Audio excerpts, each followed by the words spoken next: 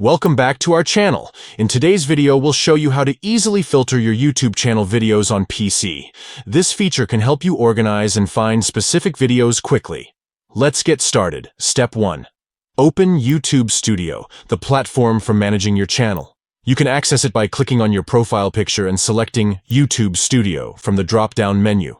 Step 2. Click on Content in the left-hand menu. This will take you to a list of all your uploaded videos. Step 3.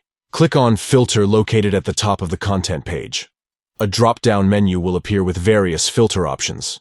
Now you can filter your channel videos based on different criteria, such as date, views, likes, or comments. Filtering your YouTube channel videos can help you stay organized and find specific videos with ease.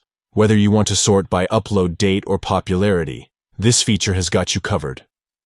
That's it for today's tutorial on how to filter your YouTube channel videos on PC.